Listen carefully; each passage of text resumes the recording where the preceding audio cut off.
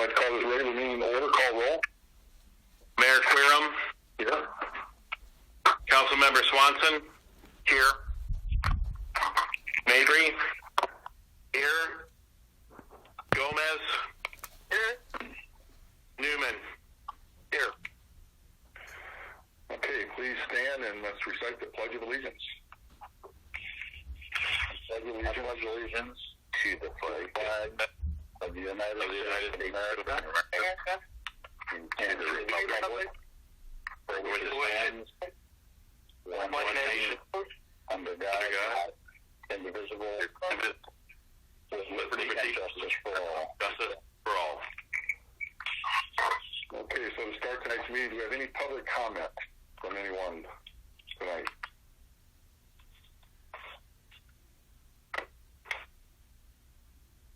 Okay, we'll go to the approval of minutes and Commissioner Newman. Thank you, Mayor. I move that we approve the minutes from our regular council meeting on June 1st, 2020. Second. Motion has been second. Comments? Call roll. Councilmember Swanson. Aye. Mabry. Aye. Gomez. Aye. Newman. Aye. Mayor Querum. Aye. I'll go to the approval of invoices with City Clerk Nelson. This period in the Department of Accounts and Finances, we have invoices totaling $59,876.06. In the Department of Streets and Public Improvements, we have invoices totaling $78,793.90. In the Department of Public Safety, we have invoices totaling $291,434.51. And in the Department of Public Property and Utilities, we have invoices totaling $602,325.99. Mayor, all council members have reviewed these invoices and they are submitted for disposition. Do you, I'm not getting the same numbers, Pete. The first Hold on a second. Hold on, please. Okay. For the Department of, I don't know where they got that number. For the Department of Public for the Department of Public Property and Utilities, we have a revised number of $703,966.24. Was that the only discrepancy you noticed? No, I don't think so. Under public health and safety, I've got $339,502.40.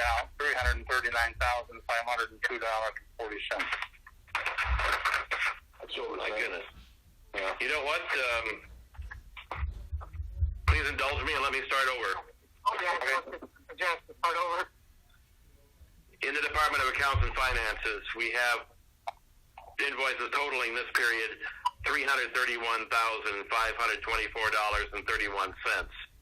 In the Department of Streets and Public Improvements, we have invoices totaling $188,486.09.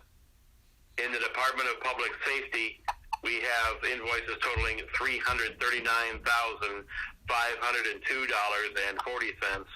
And in the Department of Public Property and Utilities, we have invoices totaling $703,966.24. Now, Mayor, all council members have reviewed these invoices and are submitted for disposition. I move that we approve these invoices as presented. Second. Motion's been second. Any comments? Call roll. Councilmember Swanson. Aye. Mabry. Aye. Gomez. Aye. Newman. Aye. Mayor Querum. Aye. Now we'll go to regular business and back to City Clerk Nelson. Okay, first order of business is the resolution number R-20-019. This is an intergovernmental agreement with the Emergency Telephone System Board of Bureau County for dispatch services. Mayor, all council members have reviewed this resolution and it is submitted for disposition. I move that we approve Resolution R-20-019. Second. Motion's been second. Comments? Call roll. Councilmember Swanson? Aye. Mabry? Aye. Gomez? Aye. Newman?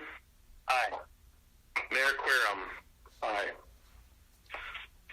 Next on the agenda is the recommendation from the Plan Commission for approval of the preliminary and final plat for the Homestead Condos subdivision developed by Jonathan and Julianne Mabry. Mayor, all council members have reviewed this recommendation and it is submitted for disposition. I move that we approve the recommendation from the Plan Commission. Second. Motion's been second. Comments? I'll just mention that the preliminary plat and the final plat both were approved by the Plan Commission. However, they did add one condition, and that is that an electric utility easement be added graphically to the final plat before recording with the courthouse. And that's basically what the recommendation was in your packet. So, the motion and the second will be to include that utility easement. Okay. Looks great. All right. Motion has been second. Call roll. Councilmember Swanson? Aye. Mabry? I will abstain. Gomez? Aye. Newman? Aye. Mayor Querom? Aye. The next order of business is the ordinance number O-20-008. This is an ordinance increasing membership of the Public Arts Commission from 7 members to 9 members. This is the first reading. Mayor, all council members have reviewed this ordinance and it is submitted for disposition. I move that we advance ordinance O-20-008 to the second reading. Second. Motion's been second. And as I understand it, this was at the request of the Public Arts Commission to increase. Is that correct? That is correct. Okay. That's correct. Okay, motion has been second. Any further comment? Call roll. Councilmember Swanson? Aye. Mabry? Aye. Gomez? Aye. Newman? Aye. Mayor Querom? Aye. That'll do it for regular business. Thank you, Pete. Now we'll go to the city manager report and to Teresa. In your packets, you'll have the police pension reports for February and March. Those were, for some reason, a little bit behind. And then you also have the fire pension report. I won't go through these for you, number by number. The net position held for the police pension report February to March did drop from about $9.3 million to $8.6 million. The trend, we were looking at this in the office today, we're starting to see the cash money market balance go up a little bit as we're approaching March and April. I will also let you know that in-house we will be starting the audit process with Whipley. So the end of the month towards the first part of July, we'll be working with them to get all the audit pieces together for the city. Any comments? Okay, thank you, Teresa. Do you have anything else? Do you want me to talk about the award now or down under new business? You can do it now. Okay. I got an email over the weekend. Okay to say something, Mayor? Yeah, sure. Okay. From Mike Setsky, and I really liked his idea here. He made a suggestion that we put together what we call a city manager beautification award for the community, kind of a way to help give some positive news to the community, kind of get that pride going again. Not that it was ever gone, but bring it back and make it stronger. So I put together a draft of what it could entail, what the nomination and eligibility could be. Basically, anybody in the community, a community member or business, could be nominated by somebody else within the community. They can notify me by email, send some pictures of what's being done. Typically, it might be something that's volunteering or something that's really put a lot of effort into some property throughout the community. And we just do a simple recognition, whether it's a plaque or a certificate, or I threw around the idea of some sort of a gift certificate would even be great for one of the businesses or something downtown. So I like the idea. We'd like to feature them maybe on the website, on Facebook, just to get some recognition out there. There's a lot of people in town that take a lot of pride in their property. I do that immediately, and I'm a newbie here, so it's a good way to. It doesn't cost as much to do this. It just gives some recognition to people. So I will send the draft of what I put together out to each of you tomorrow, and just give me some feedback. But we would like to start this and maybe recognize whoever is nominated, maybe the first council meeting of the month. So I think we can. I've already got a couple of nominations, so I think it'll be interesting. I think it'll be fun. So. Yeah, we'll have this. We could do the first one at our next meeting, which is July 6th. Would be great. So, just some feedback to Teresa on it. I think it's a great idea. And as we move out of this pandemic, and I think it's a great idea. Teresa, do you envision this to be maybe a monthly award or quarterly? I would love to do one at each meeting, but maybe one a month. You might be able to get 2 a month, depending on how many nominations you get. And then maybe would it only be a summer, spring, fall thing, but I don't think so. I think there's a lot of stuff that goes on in the wintertime too, that people put a lot of effort into their homes, the businesses, the community spaces. So we'll see how it goes. We'll see what happens here. Okay, thank you. I was going to say that if you do this once a month, maybe towards the end of the year, you can go ahead and get all of them together and actually give one for the year as part of the recognition for that particular award. That's a good idea. Yes, that's Any other suggestions or comments? Okay, well, thank you, Teresa. It's a great idea, and I will move forward with that. It's great, super idea. Under Mayor Report, we do have a board. We have a board appointment to make. I'll turn it over to Commissioner Newman. Thank you, Mayor. I move that we appoint Michael Ziering for a 3-year term to the Pedestrian Bicycle Commission. That 3-year term expires on June 30th, 2023. Second. Motion's been second. Comments? Call roll. Councilmember Swanson? Aye. Mabry? Aye. Gomez? Aye. Newman? Aye. Mayor Querom? Aye.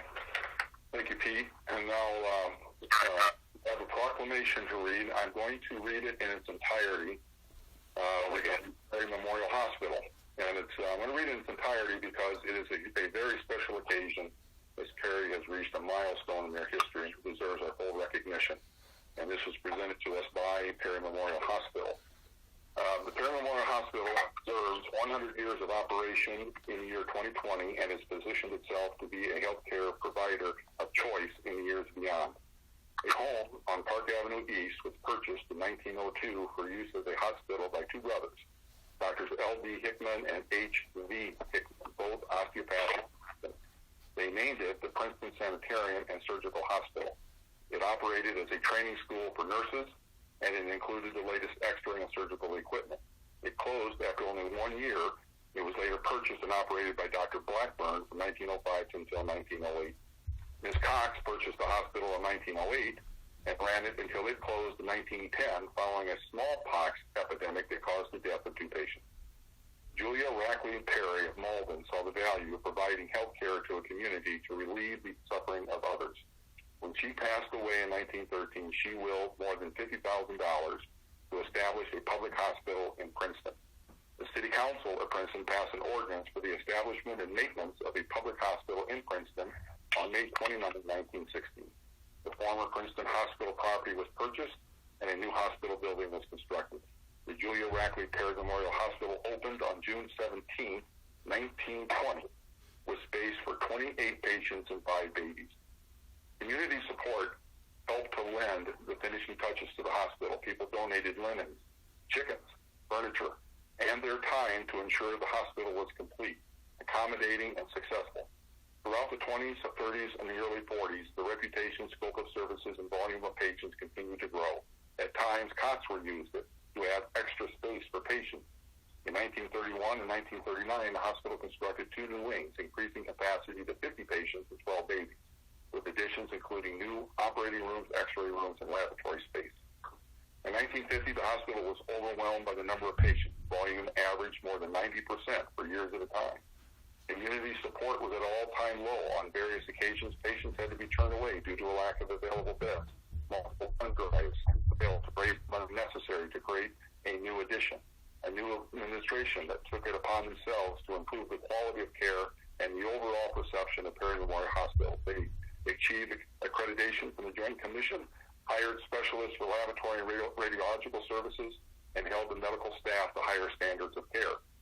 In 1969, the current hospital wing opened for use, increasing capacity to more than 100 beds. After being condemned by the fire marshal for failing to meet codes, the decision was made to raise the original buildings and construct a new office building using federal loans and grants, along with community donations and hospital revenue. The medical office building opened in 1978 with rentable space for specialist physicians and clinics. In the 1980s and the 1990s were a time of successful growth as the hospital's reputation grew alongside services it offered. Rural clinics opened across the county. Perry Plaza became a space for a variety of local health care services. The hospital continued to adjust and adapt to ever-changing regulations and expectations from Medicare, Medicaid, and private insurance providers, which regularly presented new challenges and frustrations. The 2000s again offered an opportunity for Perry Memorial Hospital to grow. The laboratory, radiology department, emergency department were remodeled to provide higher quality of care. Over the past decade, the hospital has worked to position itself for modern needs and long-term care into the next century. Local clinics, including Princeton Prompt Care, Princeton Family Physicians, General Surgery, Library Clinics, and in-home care DNA were acquired and integrated with the hospital. Clinics in Walnut and Henry opened again to provide the community with better access to health care. More physicians and nurse practitioners were recruited to improve the timelessness of care. The Perry Memorial Family Health Care opened a new facility for more space and ease of access. Dedication, hard work, perseverance, and commitment to serving others, Perry Memorial Hospital remains strong and continues to grow. Now, therefore, be it resolved by the Mayor and the City Council of Princeton that Perry Memorial Hospital be congratulated on its 100th anniversary with the overwhelming gratitude of the community it serves. And that 100th anniversary is in 2 days' time. So, again, congratulations to Perry Memorial Hospital. So, do we have any old business tonight? We have any new business? Mayor, if I could, this is Ray Mabry. Just a couple thoughts, if I could, please. Sure, go ahead. If we could, I mentioned this to Pete, but maybe the July 6th meeting, if we could just get an update on how we're doing with building permits for single-family, multi-family, and commercial. I think there's some good news in the horizon. I think there's been some new homes under construction. I think there's some things happening. So maybe July 6th, that would give us our first 6 months under our belt for the year, that Pete could give us an update on how those permits are doing. It could. Yeah, I think that's a good idea because you're right. There is good news in those numbers. We need to sure. I mean, I can. Well, go ahead. Go ahead, Pete. No, I'm sorry. Well, I was just going to mention. I mean, I was just going to mention that we had 5 housing permits last year, and we're for the whole year. And so far this year, we've had 3, and there's a few more on the horizon. In fact, it's possible that there could be a kind of a dam burst of housing units in one part of town later on in the year. So we're just kind of watching that. But last year for the whole year it was 5. This year so far it's 3, with more on the horizon. That's great news. And the second thing is, if I could, again, commenting in a positive way, the street department with their curb and gutter projects getting ready. I'm curious, where do we stand with the bid letting, or where are we at with our street projects for this year? Where's that process at? Lisa, can you speak to that? Well, actually, I know we're opening bids tomorrow, correct, Pete? That's correct. Our road program bids, will be open at 10 o'clock tomorrow morning. Okay, great. Okay, we're good things on that too, with the number of streets and the work that's going to be done in Princeton this year is going to be incredible. And I talked a little bit with the mayor tonight about as these projects get going, kind of giving an updated list or a progress report on the projects and where they're at and stuff like that. Because I think a lot of people are very interested in that. Super. Very good. Thank you. Any other new business? Do we have any public comment to close out the meeting tonight? Okay, I'll entertain a motion to adjourn and reconvene. And I do believe, real quick, this might be I'm hoping this will be our last electronic telegraphic meeting. I'm hoping that at our next meeting we'll be able to join together at City Hall. It's not set, but that's the hope. So I'll go ahead and entertain a motion to adjourn and reconvene. I move that we adjourn our regular meeting this evening and reconvene for our next meeting on Monday, July 6, 2020, 7 p.m. at City Hall or remotely. Second. Motion has been second. Call roll. Councilmember Swanson? Aye. Mabry? Aye. Gomez? Aye. Newman? Aye. Mayor Querom? Aye. This meeting is adjourned, and thank you all for attending. Have a good night. Thank you. Thank you.